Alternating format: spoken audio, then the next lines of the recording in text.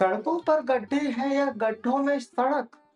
हिचकोले खाती गाड़ी अपनी मंजिल तक पहुंच तो जाती है, पर कमर हमारी टूट जाती है। काश हमें पता होता कि कौन है इसका जिम्मेदार।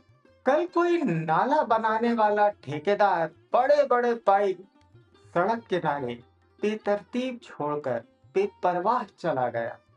मैं देखता रह गया उन पाइपों को। सोचा, कोई ब्लिंकिट वाले भैया इससे टकरा गए तो उनकी इंजीनियरिंग वाली डिग्री का क्या होगा। मैंने सोचा, इस ज्ञान युग में एक ऐसा माध्यम बनाऊं जहां जनता सवाल सीधा सरकार से, अधिकारी से पूछ सके, अपनी छोटी से बड़ी समस्या की जिम्मेदारी का हिसाब ले सके। मैंने कोशिश शुरू की, कुछ लोगों को बताया अपनी योजना। सब बड़े प्रभावित दिखे। पहले सबने हाँ में हाँ मिलाया। दूसरे दिन एक ने मुझसे सवाल पूछा, यह सब तो ठीक है, पर पैसा कैसे आएगा। हर काम पैसे के लिए होता है इस दुनिया में। अर्थ के बिना मुद्रण बटोरते जाना ही तो भ्रष्टाचार है। कभी सोचा है, कागज के टुकड़े जिसकी कीमत उतनी भी नहीं होती जितनी उस पर छपी होती है, नहीं बचा तो क्या होगा। चलिए एक वैचारिक प्रयोग करते हैं। मुश्किल नहीं है, आप बस मेरे साथ चलिए। कुछ साल पहले की बात है। नोट बंदी हो गई। सरकार ने कहा 500 और 1000 के नोट की अब कोई औकात नहीं। अब अब क्या, लगे लोग नोट जलाकर अपनी औकात दिखाने। खैर छोड़िए, अभी ईरान में ही क्या हो रहा है।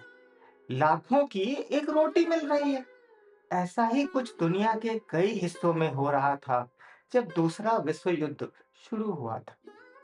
प्रलय और सृजन में कोई अंतर नहीं है, और समय का पहिया घूमता ही रहता है।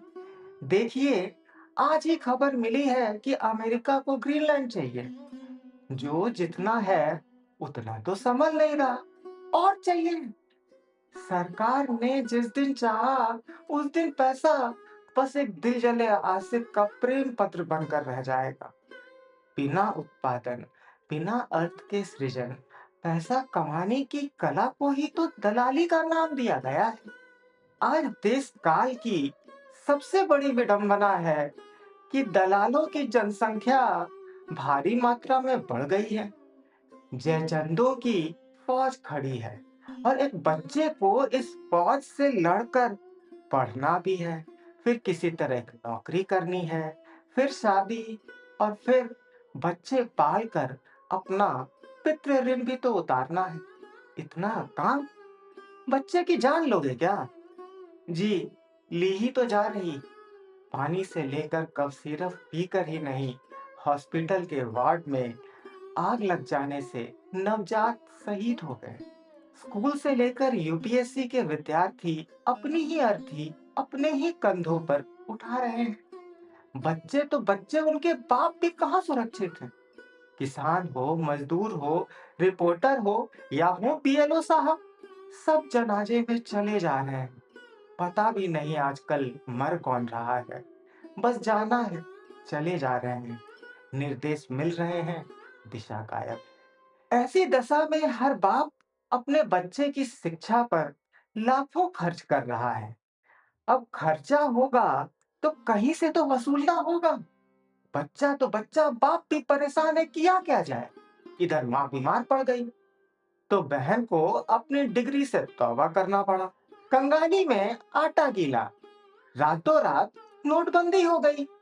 कल ही बहन की शादी है, और दहेज वाले नगद मांग कर अब लेने से मना कर रहे हैं। अजीब लोग है और इसका तंत्र।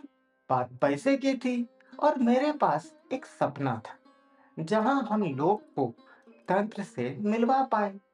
इसलिए मैंने सोचा, पहले मार्केट से कुछ काम उठाकर पूंजी बना लूं, फिर काम करूंगा। बहुत मेहनत की, कई वेबसाइट बनाए, एक नामी स्कूल के लिए स्कूल मैनेजमेंट सिस्टम बनाया। काम देखकर ऑस्ट्रेलिया से क्लाइंट का ऑर्डर मिला, होटल मैनेजमेंट सिस्टम का। हमारी खुशी की सीमा नहीं थी। पर मैं अंदर से उदास होने लगा। मुझे जो करना था, वह मैं कर ही नहीं पा रहा था। फिर भी मैंने उनका काम पूरा किया। जिस दिन उनके सर्वर पर मैंने अपना सिस्टम डाला, उस दिन के बाद से उनका फ़ोन ही नहीं लगा, पैसे भी नहीं मिले। दोस्त यार जिन्होंने भी साथ 2 पल सपने देखे थे, टूट गए। एक अरसा हुआ किसी दोस्त से बात किए। मैंने सोचा इस तंत्र में पैसा कमा कर भी घंटा उखाड़ लूँगा, इसलिए मैंने कमाने का सपना देखना भी छोड़ दिया। मैंने सोचा अगर मुझे अपना सपना साकार करना है, तो पहले मुझे तो पता होना चाहिए, मुझे क्या चाहिए? इसलिए पहले मैंने दर्शन पढ़ा। बाकी सामाजिक विज्ञान का अध्ययन का मौका मुझे यूपीएससी के तैयारी के दौरान मिला था। फिर मैं लिखने बैठ गया। शब्दों के आईने में मुझे आनंद मिला। आप भी लीजिए। एक घड़ी ही है जो अनवरत चलती जाती है जब तक बैटरी निपट ना जाए। समय फिर भी नहीं रुकता, वक्त दूसरी घड़ी में चलने लगता है। जब घड़ी 10:10 बजते ही खिलखिलाती है, मैं उसे देखकर हंस पड़ता हूँ। जीवन बीतता हुआ यह समय ही तो है जहाँ मुस्कुराने के मौके कम ही मिल पाते हैं। कारण की अनुपलब्धि कम और अभावों का बोझ ही बड़ा भारी है। जानता हूँ कि मर जाना है, एक दिन शरीर से पार चले जाना है। फिर क्यों इस नश्वर शरीर की इतनी चिंता करता हूँ? जब मेरा मन जानता है कि मैं अमर हूँ, ब्रह्म हूँ मैं, पर मैं अकेला ब्रह्म तो नहीं। तत्वमसि, मैं भी आप जैसा ही तो हूँ। फिर क्यों मुस्कुराने की जरूरत नहीं जान पड़ती? हर दिन, हर घड़ी इज्जत से 2 बार हंसती है। विज्ञापनों और तस्वीरों में हर घड़ी भी हंसती है।